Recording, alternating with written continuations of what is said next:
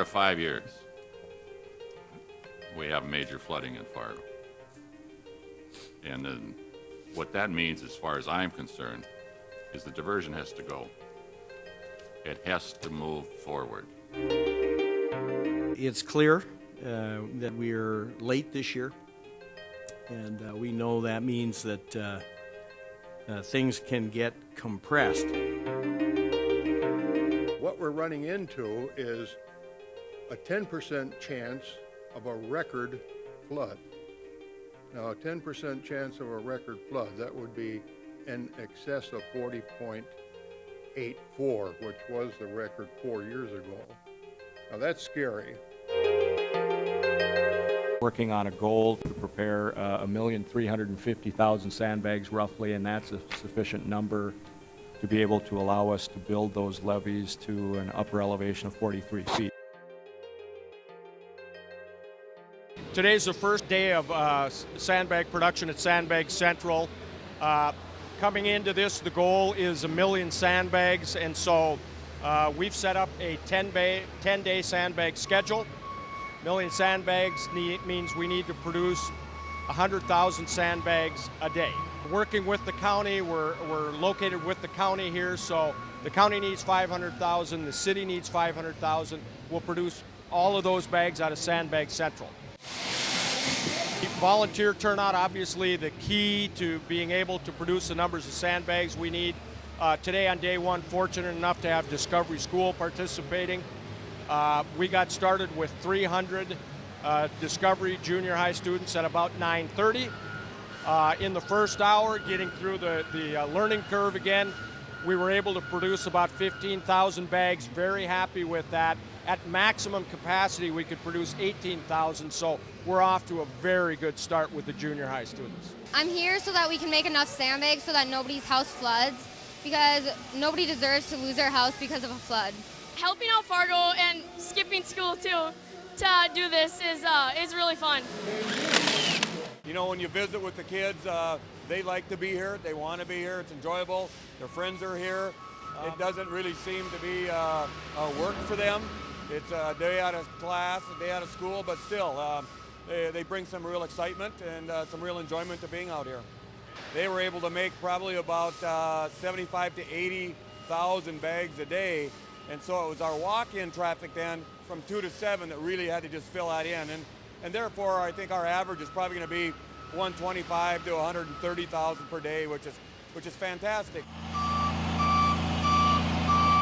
Today we're hoping to get a good portion of the Lindenwood Drive levee built. They're also doing plugs across Drain 53 at 64th Avenue. That should take about a day. We're working up on Oak Street and 14th Avenue North. Those will be kind of slow going just because where we're starting is where you're 8-10 feet of fill.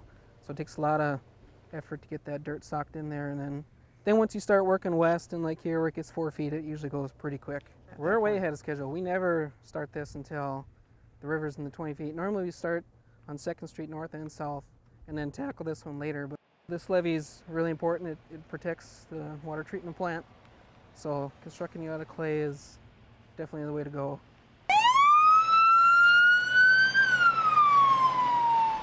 Biggest thing is keep the convoy together, and not necessarily all speed, but just so that everybody can make it through the lights, and we don't interfere too much with the other flow of traffic, and do it as safely and as quickly or efficiently as we can. And we really don't want people coming alongside the convoy, because up ahead here where we are going to be making the turn, it's a deal where they may have to swing out, so it just gives them an opportunity to realize what we're trying to do. But other areas like what's coming up right up here is that we'll go back into just the single lane, and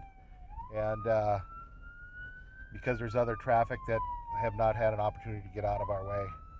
The thing that's been good, every year it seems like we learn something new, and the biggest thing that I think over the years, we've improved the workings amongst the different departments, and I think that's been the biggest thing, where engineering, the street department, everybody involved with this, the National Guard, that have been coming along and helping.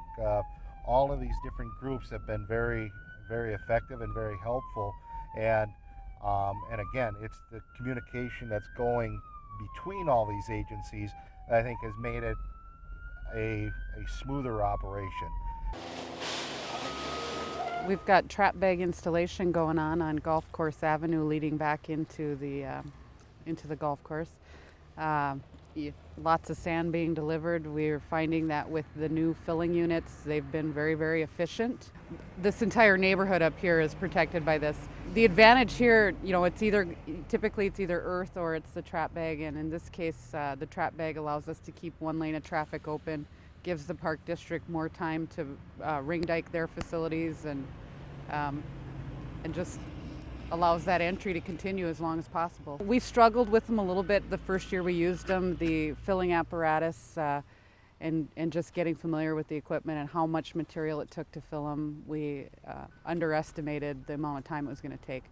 Now we're finding that contractors are more familiar with the product, and with the new units to hold the bags open while they fill, things are going a lot faster. So we're happy with the way it's going.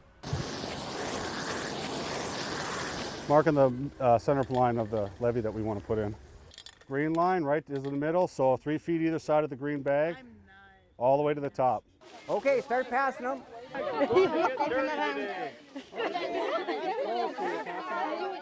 Today we're sandbagging Friendship and Sisters presentation to a river level of 40 for protection. This area here normally would have a clay levee in it, so by putting bags out here with volunteers, we reduce the amount of damage done here. You're a fight machine. Yes. The kids are doing great. They're picking up on the instructions given to them by the firemen or the city people. They're getting the bags placed down like they're supposed to and having fun while doing it. The best thing about sandbagging is being with your friends and helping the community. It's very important that we are all coming together to help our community. It's very nice outside. It's a good day to be sandbagging. And it's not like rainy or snowy or anything. Good to help your people and community. And I feel proud to be the one who helps my community. I think it teaches them to work well with one another, to take pride in the community that they live in, and gives them a chance to put something in. We waited for it, and it's here. Are we happy? I don't know if we're happy or not, but we're still significantly prepared.